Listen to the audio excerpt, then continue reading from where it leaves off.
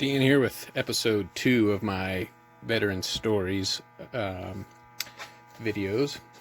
This one is going to be about the 45th Infantry Division, the Thunderbirds, and their time during World War II, which was some of the most brutal fighting from the time of entering the war in Sicily and ending the war fighting through the heart of Germany and ending at Dachau concentration camp. I'll be reading some excerpts from the book, The Liberator. It's an excellent book, must read for really anyone in my opinion, because history is being forgotten, especially World War II, and those who want to deny the events that took place.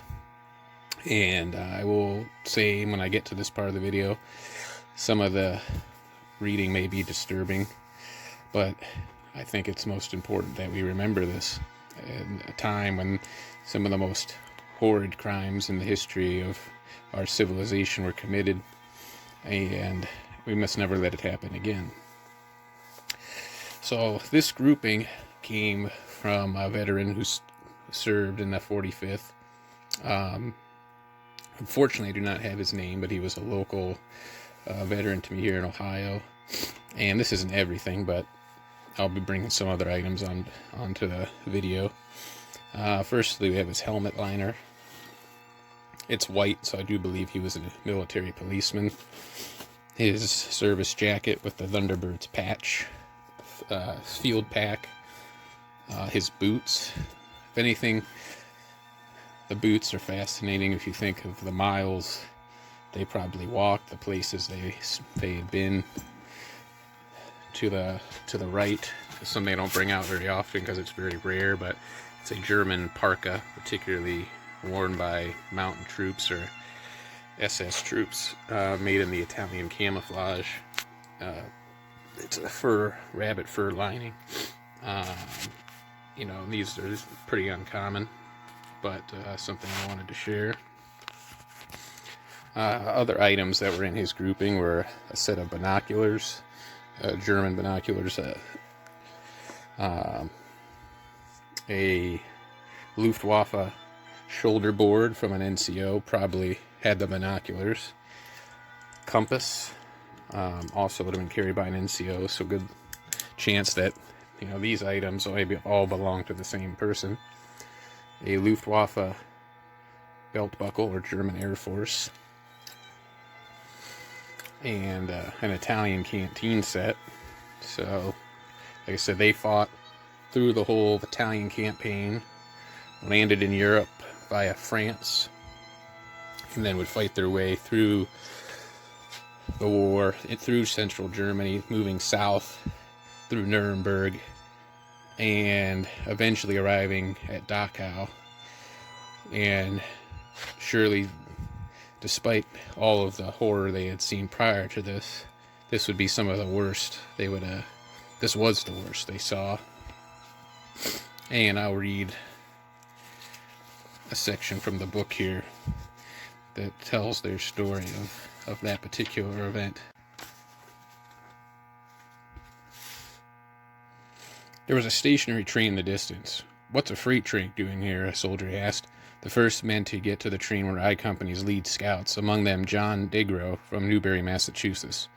Degro was in fact the first American to reach Dachau that day. He had been in combat since the previous fall when he joined the regiment as a replacement in France. Degro looked inside the first boxcar. There were bodies on top of bodies, waist deep, stacked it like cordwood. The corpses were skin and bones. Human excrement was all around. Nearby, Private John Lee looked into another boxcar and saw corpses riddled with bullets from strafing, no doubt from Allied planes. The open boxcars were not marked with the POW sign to indicate they carried prisoners. I Company scouts stood and stared in utter disbelief. Several of the dead had open eyes. Their last moments of agony were etched on their faces. It was as if others were staring at the Thunderbirds, remembered one scout, with accusing looks, asking, "What took you so long?" Many of the victims were naked. Some had been whipped. In one car, a dead man lay on bodies, his face frozen in agony, having cut off his gangrenous leg with his own hands. The stump was covered with dirty paper. There were 39 boxcars in all, containing some 2,000 corpses. The train had left Buchenwald with around 4,800 prisoners, some 3 weeks earlier. It had first stopped so that hundreds could be shot. The SS, that cruelest of springs, had been overwhelmed, confused, and exasperated by the sheer numbers of their victims, and under orders not to let any prisoners fall into the hands of Allies, had killed with clinical efficiency. On April 21st, when the train halted for the second time, 3,100 severely malnourished and dehydrated people on board were still alive. 6 days later, when the train pulled into Dachau at night, there were just 800. The dead were left to rot on the train. I Company Commander Bill Walsh arrived at the boxcars. At first, he thought the skeletal people were sleeping. "What the hell is this?" Sparks was next to the scene, having left his jeep in a nearby side street along with his shotgun and radio. His only weapon was now his Colt 45, holstered at his hip. At first, as were many of his men, he was paralyzed by what he saw. The sights and smells robbed the mind of reason. Then Sparks saw a girl. He would never forget her face. She lay on top of a pile of bodies, her eyes wide open, imploring as if she were looking into the sky, searching for an answer. Why? Sparks spotted 2 dead inmates on the ground nearby. They had been killed in the most bestial way. All he could do was stand and stare. Then he vomited. One of the victims had had enough strength to crawl out of one of the boxcars, but then a German had crushed his skull with a rifle butt. Sparks' men also saw the corpse with the crushed skull. Some began to cry, others cussed. Most were dumbstruck. They couldn't believe what they were seeing. It was unreal. Maggots, the smell, naked people, stacked in heaps. What place was this? What happened at Dachau? How could human beings commit such evil? Disbelief and shock turned to rage. "Take no prisoners," someone said. "Let's kill every one of these bastards. Don't take any SS alive." Sparks ordered his men to check to see if any people were alive. None were. Then he told them to keep going toward the camp, 100 yards in the distance. Walsh and I Company began to move past the railroad cars. Down the tracks led to the complex. Sparks followed behind, passing more open boxcars filled with bodies, boxcars like the ones he had ridden in across America 10 years before. Ahead of him, some of his men were boiling with rage, eager to avenge the SS crimes. Sparks heard men screaming and cursing, "Let's get these Nazi dogs." It was all too much. His men were losing their minds. Every man in the outfit who saw those boxcars, recalled one of Sparks' men, felt like meting out death as punishment to the Germans who were responsible. Here's a quote I wanted to read. "We live in a free world today because in 1945, the forces of imperfect goodness defeated the forces of near-perfect evil." Darkness fell on Dachau. At 7:03 p.m., Sparks learned that the other companies from the regiment were moving toward the camp. He and his men would soon be relieved, and he would then be able to reform his task force and push on to Munich. Later that same evening, General Frederick's chief of staff, Kenneth Wickham, heard mention of Dachau at a briefing. "What is Dachau?" Wickham asked Frederick. Frederick didn't reply. "Well, what did you see?" Wickham persisted. Frederick did not answer because to describe what had happened there might lead him to breaking down, and he did not want that, not after seeing so much. There was nothing that could excuse what the Germans had done there. That was all that he could be said.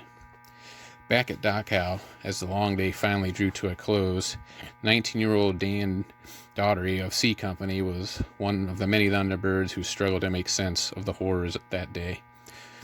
Quote, "We knew we had seen something mind-boggling that afternoon. Daugherty had entered the coal yard and discovered bodies of SS men who had been killed.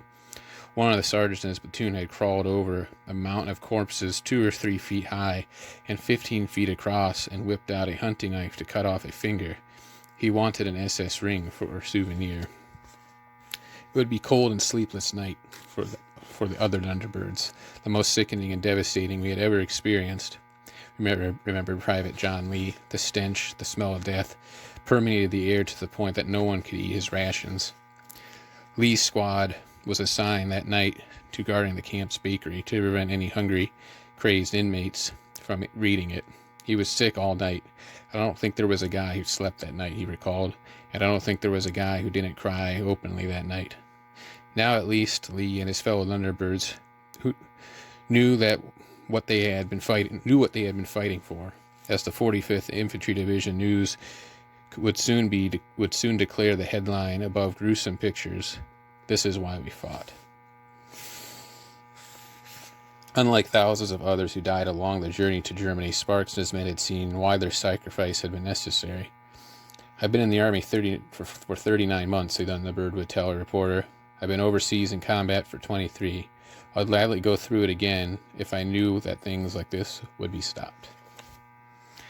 So that's where I'll stop with the book. But like I said, I highly recommend reading it. And the last artifact I'll share would be this star. And hope you enjoyed watching this video, and hopefully artifacts like this will always keep this history alive. Thanks for watching, and stay tuned for our next episode.